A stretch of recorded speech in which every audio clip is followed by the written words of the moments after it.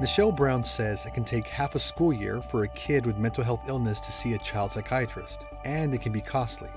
But there's an even larger barrier to childhood mental health care. Stigma is the big issue.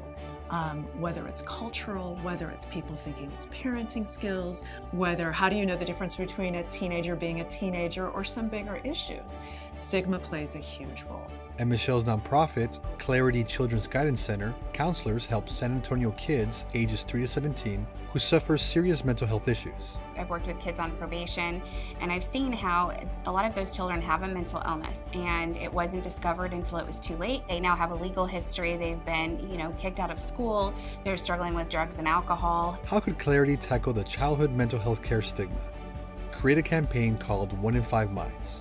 1 in 5 represents the 1 in 5 kids that has an emotional, behavioral, or mental illness. And in our area, that's 80,000 kids alone. The campaign hosts a website with info on childhood mental health from a team of subject experts, doctors, and parent advisors. They also have a venue to share your story, a downloadable parent guidebook, and other resources. The difference, too, with this campaign is it's more than just information.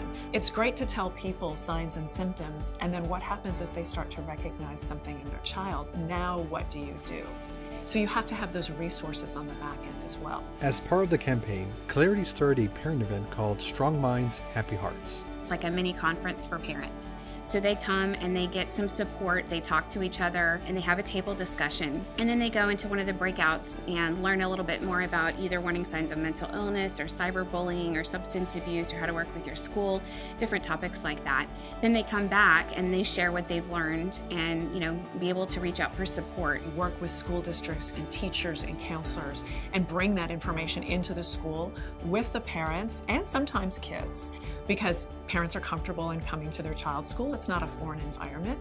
And that gives us the opportunity to share information firsthand and also answer a lot of questions. Knowing what's out there for me as a counselor and how I can pass that information on to parents, use it in the school setting, that's all valuable resources just coming together. And I think one of the biggest takeaways is just talking about it. I think trying to end the stigma and coming up with common vocabulary, defining it. It's nice to be able to find information relevant to my needs right now, because as a parent, what I'm looking for from one moment to another through my children's development changes over time.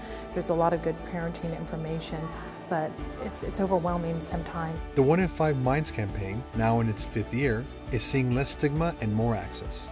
We, through our social media channels, will get pinged all the time of, I was really concerned about my son, I saw something online with your program, and we were able to get him help, and thanks.